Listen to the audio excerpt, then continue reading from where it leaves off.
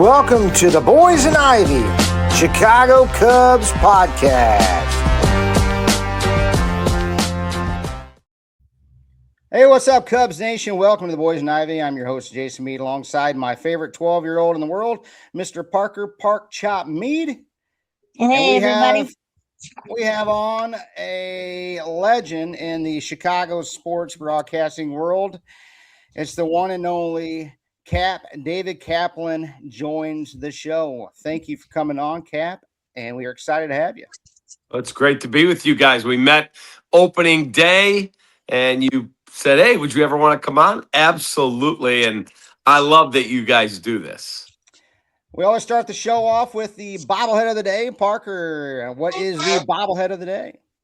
The bobblehead of the day is none other than Greg Maddux. Oh, I love Greg Maddux. I covered him for a long time. And then also, me and my team won a tournament this weekend, and we won these rings. PCA. Of course, you got the PCA because that's his favorite player. Love it. Love it. So before we get into the fun stuff, we want to know what your honest outlook on this current Cubs team. Well, I mean, I picked this team to win the World Series, so I'm pretty bullish on this team. Now, have they gotten off to the best start? No. Did they lose Cade Horton? Yeah, that's a problem. They're going to get Matthew Boyd back next week.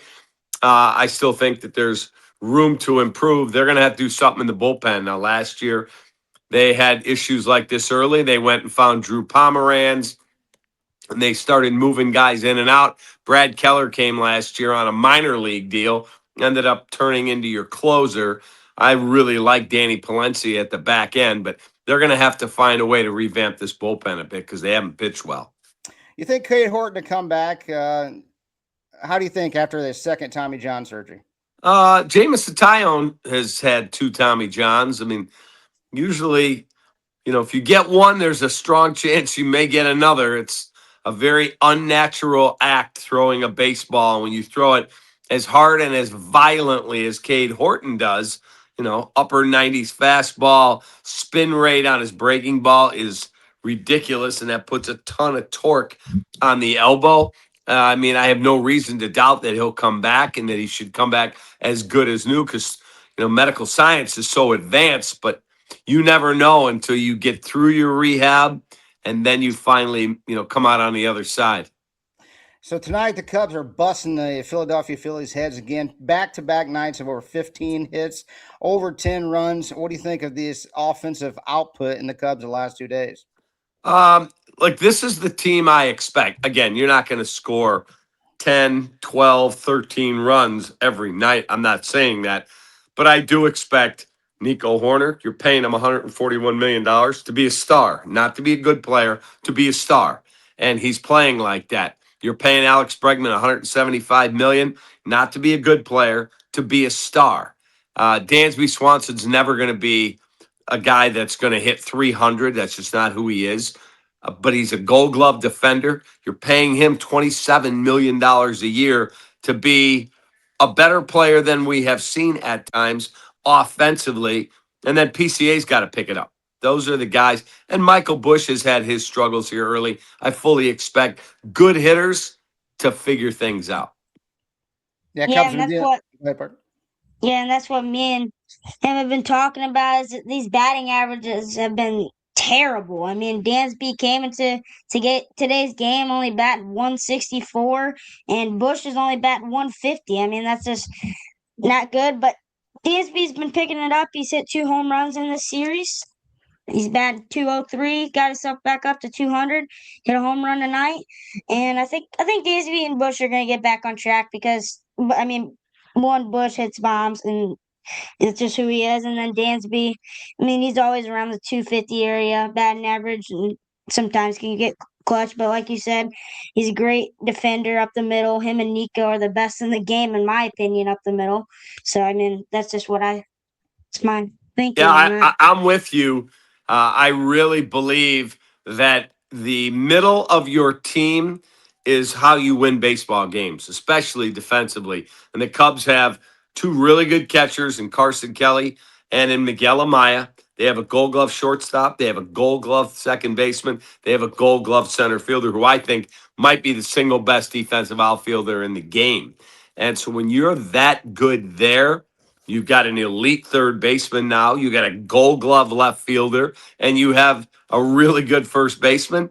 It's a team built to win and win big right now. I'm not telling you they're the Los Angeles Dodgers, but this is a good baseball team. They just have not hit their stride yet. This guy here, Moises Ballesteros, it drives me crazy that he's not in the lineup every single day. What are your thoughts on Big Mo Baller off his start of his? Yeah, he's had great numbers offensively. His weighted runs created plus, elite numbers, among the best in the sport right now. Look, he's going to be a guy that has to get a lot of at bats. You can't bring young guys up and let them sit. They have got to get in a rhythm. And I really like what this kid does. Craig Counsell said at spring training, hey, hitting coaches, just leave that kid alone. He can hit. Just let him do his deal. And when you back up and just let him go, you can see this guy can flat out rake. Oh yeah, I mean, in the last 7 games, he's batting .556, 2 home runs, 5 RBIs. He's 10 for 18, and that's good. I mean, he should be batting the 2 hole right now. I mean, he's just hitting the ball really well, and like you said, I do think that he should be playing every single day, and that's also one of my favorite players. I think that he has a great career ahead of him. Yeah, I'm a big fan of Moises Ballesteros. There's a reason that the Cubs did not trade him. You look at his body and you're like, I don't know. Heavy set. He's not a huge power guy yet. I think it'll come. He's 22 years of age, but that dude can just flat out put the bat on the ball. He puts it in play. He hits line drives. He handles velocity. I watched him yesterday, and against Aaron Nola, first 2 pitches he got him were strikes, and then he tried to challenge him with a fastball up, like here, and he tomahawked it into center field for a base hit. His reaction time is outstanding. What are your thoughts on Matt Shaw? There's been some rumors coming back up in the news of possibly trading Matt Shaw. I'm a Matt Shaw fan. He plays the game right. He plays the game hard. He's my kind of player. What are your thoughts on? You think if Matt Shaw will get traded? Look, if you're going to go get more pitching, it's not like there's a ton of free agents out there. I know Lucas Giolito's out there as a free agent, but he's sitting at home right now. I think he's priced himself to this point out of the market, wants a multi-year deal. I don't blame him. Everyone would want multi-years of guaranteed money. I don't think the Cubs are going down that path right now unless there was to be a setback with Justin Steele or a setback with Matthew Boyd. Then you're pretty much between a rock and a hard place. But as you look at the way this team is constructed, if you're going to go get something, you're going to have to give something up. And we don't want to give up Ballesteros. We don't want to give up Matt Shaw. Well, who are you giving up? You're not going to go get really good players and go, here's, Dylan Carlson's rights. It's just not going to happen. If you're going to get somebody good, you're going to give something good up. Right now, it might be the time that we cash in Kevin Alcantara. He's been tearing it up in the minor leagues as well. He has. Now, nobody's going to trade with you right now. No, if you're in the other city and you say, hey, Marlins, you want to trade me Sandy Alcantara? What does their fan base say? It's April 15th. You're throwing in the towel for a prospect? These people have to sell tickets too. They have a team that they've got to show some level of loyalty to. So unless you grossly overpay, there's not a lot of deals done in the month of April. Cab, give us one take the Cubs fans might not want to hear, but need to. That's a great question. A take that Cubs fans might not want to hear, but need to. Wow. I personally think Craig Counsell's overrated as a manager. Your rant the other night was, man, I was rolling over that one. I'm not telling you he's a bad baseball guy. He's a wonderful human. He is a family man. He is a good manager. the best in the game, he's not top 2 in his own division. I mean, let's be honest here now. I mean, Pat Murphy is one of the last 2 managers of the year. And last I looked, Terry Francona is headed to the Hall of Fame. So he's, in my world, he's the 3rd best in his own division. And then you go around baseball, just in the National League alone, he's not better than Dave Roberts. Dave Roberts has won multiple titles. Who else is there in the National League that you look at and you go, oh, he's not as good as that guy either. There's a handful. He's certainly, for me, he's not in the top. I used to think he was a top 5 manager. I've adjusted my thinking. I don't think he's a top 5 manager in the sport. He's paid like it. He's a good manager. I'm not sure he's a difference maker.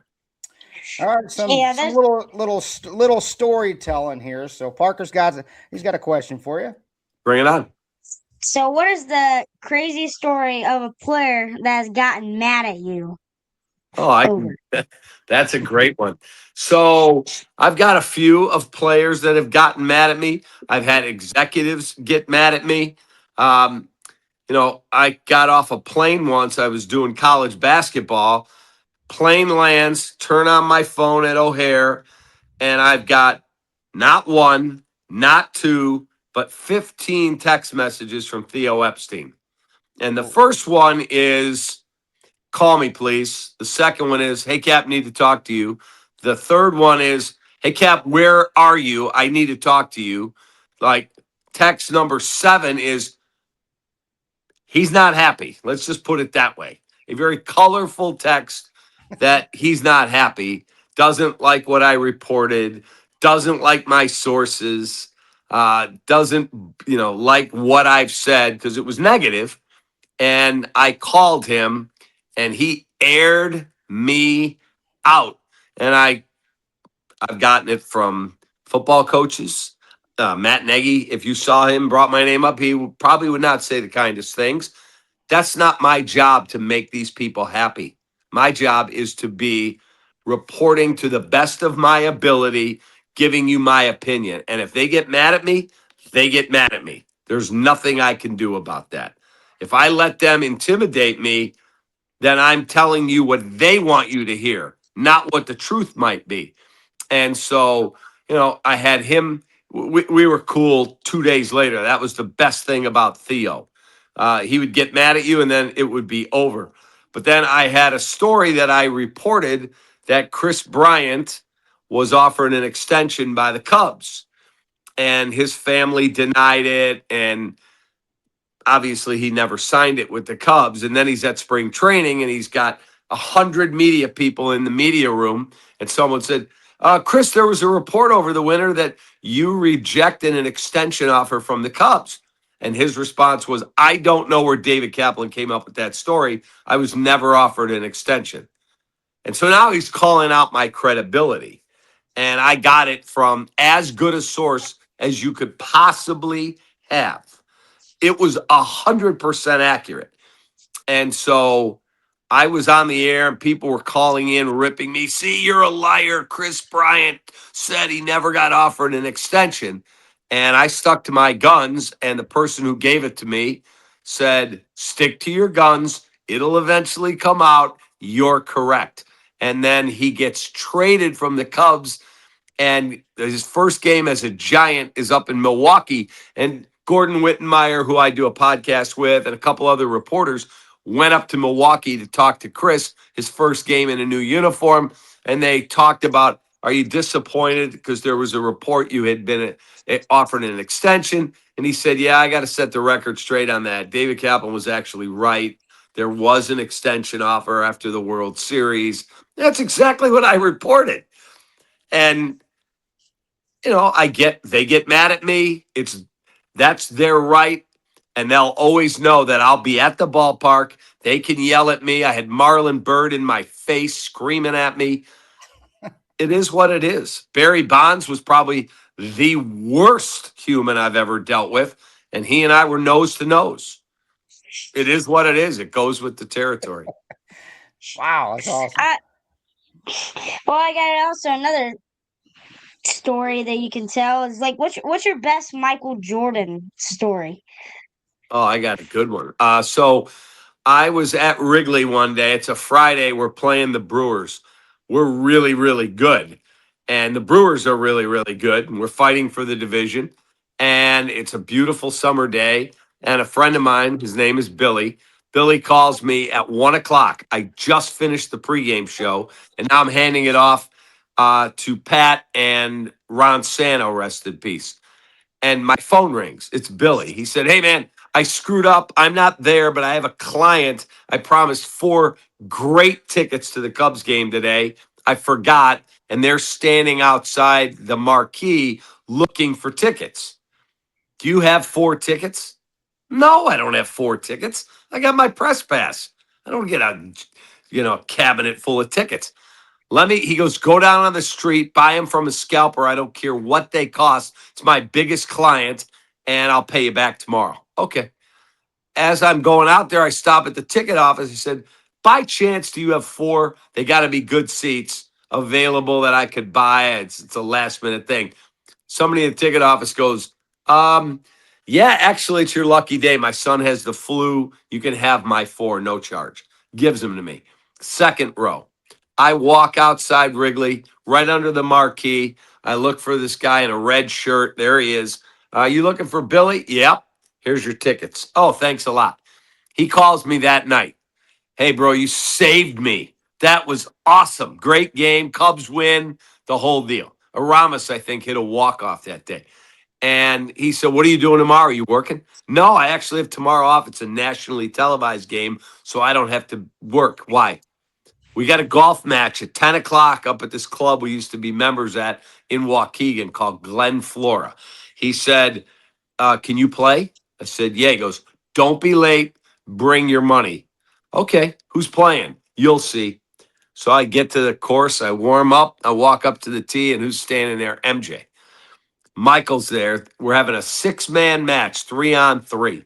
And I know Michael. I coached his brother, and I was an NBA scout for 4 years, so I knew him in the league.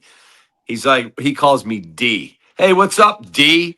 I said, "What's up, MJ? How are you?" "Good." He's on the other team. They set the stakes. I'm like, "Guys, I can't play for that much money."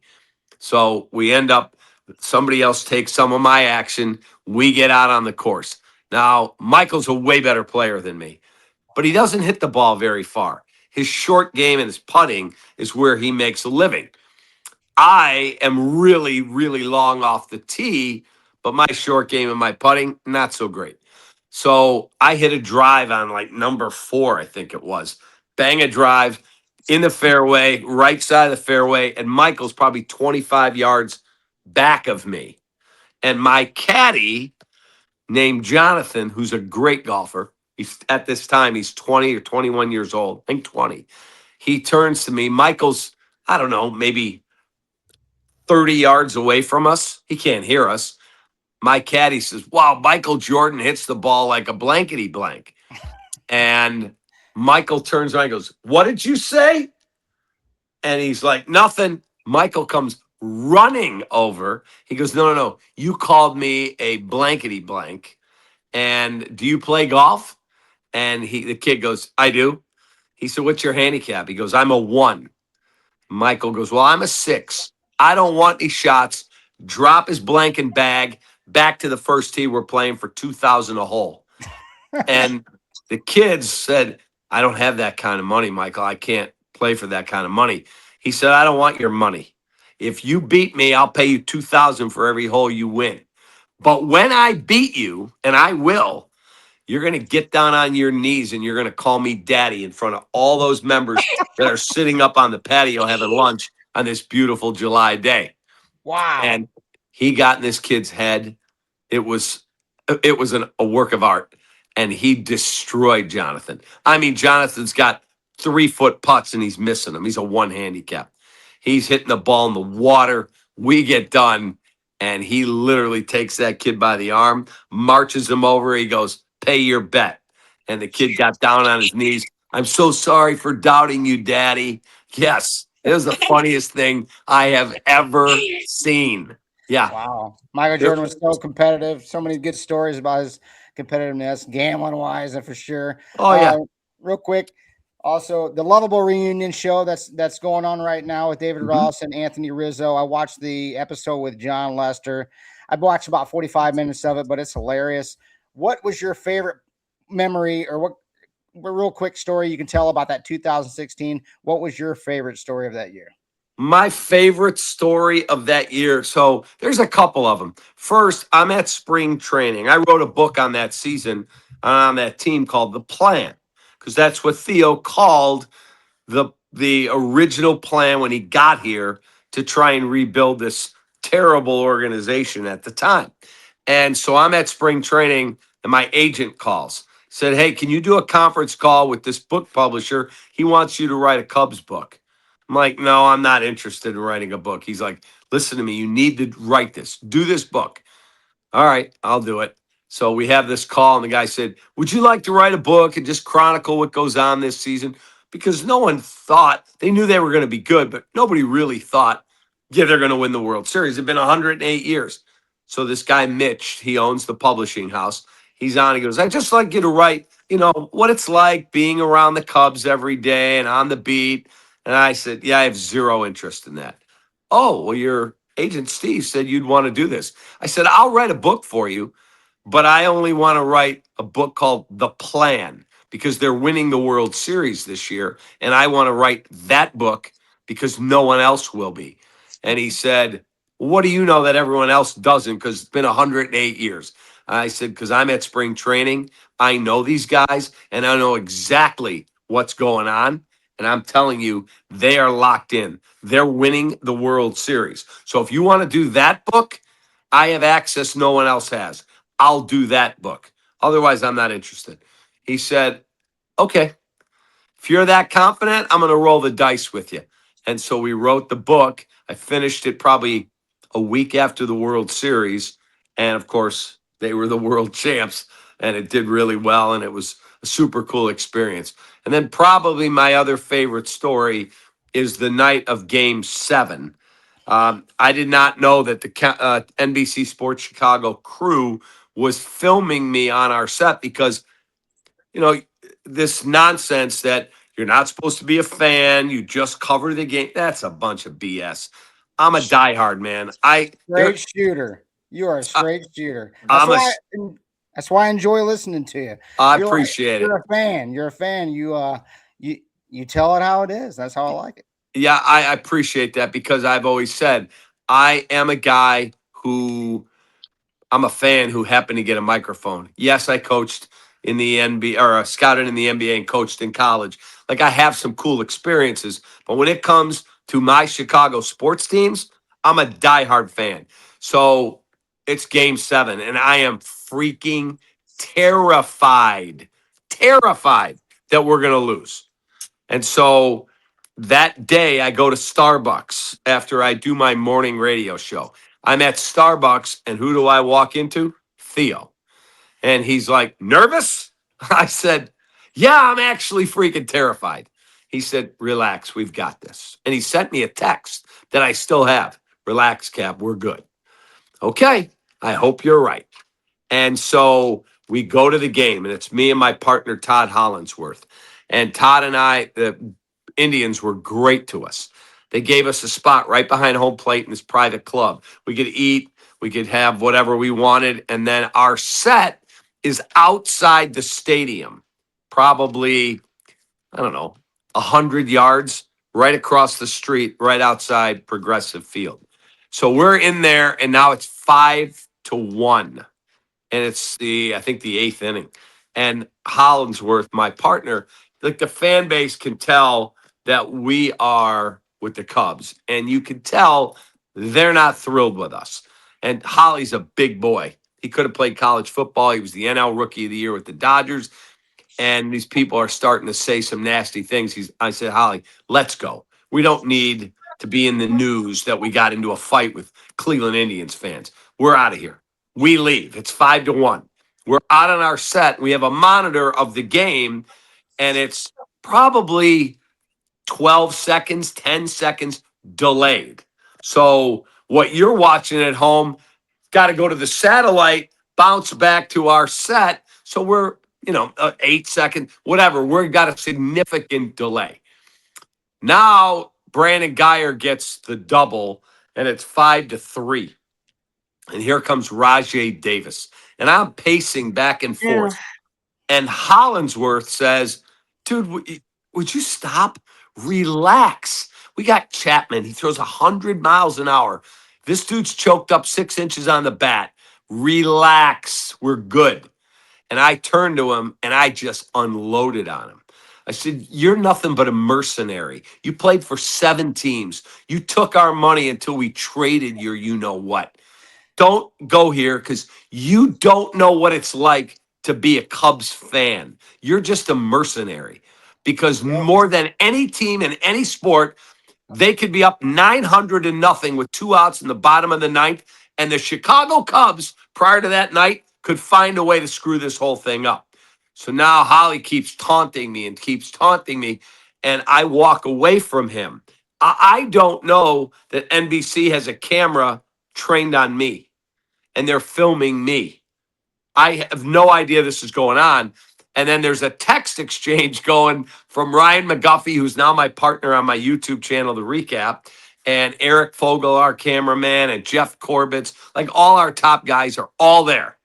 And they have this text chain going, how's Cap doing? Not well. He's terrified. It's heartbreaking to watch. He's melting down. He's out of his mind.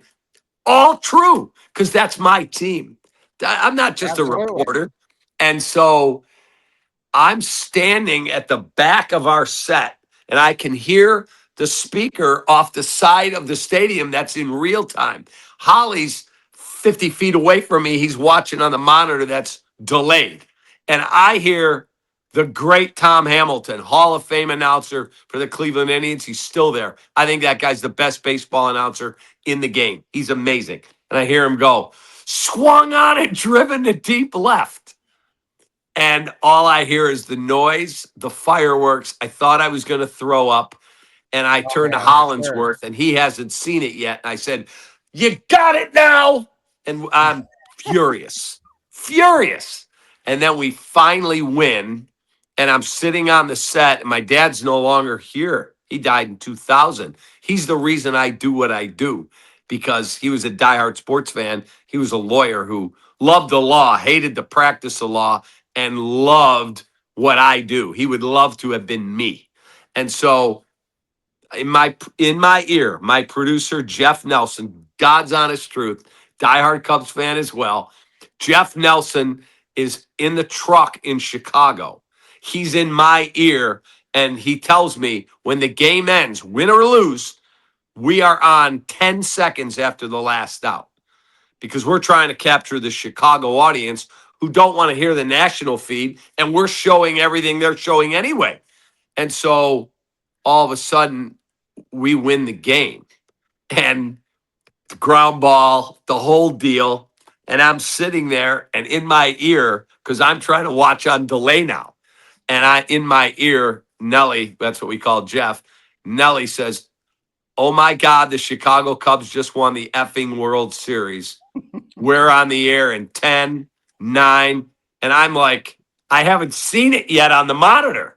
Oh my God. And I look up and I see the ground ball. I see Bryant's foot slip.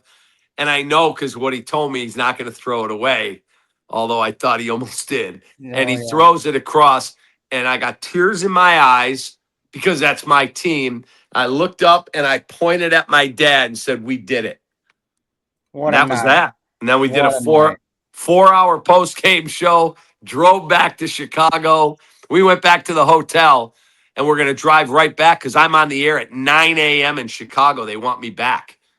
We didn't get off the air till 5 a.m. Eastern. So we walk back to the Marriott in the middle of the night in downtown Cleveland, grab our stuff. We're going in Hollingsworth's car. We walk in the lobby, and the gift shop, of course, is closed. We see a manager like, hey, bro, any chance you could open the gift shop? And we're in Cubs gear. We've changed out of our suits. And he's like, congratulations to you guys. Yeah, help yourself. It's on me. And we grabbed like beef sticks and chips and waters and Diet Cokes and candy bars, threw it all in his car. He drove all the way. I fell asleep. He dropped me off in front of ESPN 1000. I literally grabbed my luggage, walked in, and I was on the air 3 minutes later. Wow. What a night. What a night. 24 hours. One of the greatest nights ever. Ever. All right, Cap. I got some, I need some advice here, okay? Yeah. Sometimes raising a young man, a young preteen in this world, sometimes you just need a little help. And right now I need a little help. I need you to convince my son, who is a Kansas City Chiefs fan, to convert to a Chicago Bears fan. Now, he has to be a Cubs fan or he's got to move out. We told my kids that. Convince him to see the light and become a Chicago Bears fan. Well, I could just tell you this, that the Chicago Bears are going like this. The Kansas City Chiefs are going like that. Parker, what's your response? My response is I would never be a Bears fan because in my 12 years of life, the Chiefs have not won but 1, 2, 3 Super Bowls. How many of the Bears won? 0. We made it to 7 straight AFC championships besides last year. How many of the Bears have made it in 12 years? 0. Okay, let me ask you a question, Parker. When the Chicago Bears are there and Caleb is winning MVP and your old, tired team is starting to have to go through a rebuild, you're going to watch your dad and everybody else celebrating. Why don't you jump on the bandwagon of a rocket ship that's headed up to the universe? I'm good. God bless you. Hey. Don't let me hear, though, that you jumped off the Chiefs bandwagon when you stink again. Cappy, if you got an extra room up there, I might be moving them up there in the fall. Come on in, because my 4 boys were raised in a house. We despise 2 teams, the St. Louis Cardinals and the Green Bay Packers. We root for the Bears. We root for the Cubs. Those are the top 2 in this house. They had no say. I don't know what to do with them, Cap. But anyway, we want to thank you for tuning in to tonight's show. We've had a great time here with you, Cap. Comment below, what was your favorite 2016 Cubs moment? And like I said, I can't thank you enough for coming on the show. We've really enjoyed it. We were looking forward to it since opening day, and we can't thank you enough for coming on the show tonight. You got to check in with me during the season. We'll do it again. Absolutely. Appreciate you coming on. Parker, break us down. Get us out of here, bud. This is Boyz N Ivy, and we'll see you next time. Thank you for watching the Boyz N Ivy Cubs podcast. And like always, go Cubs, go!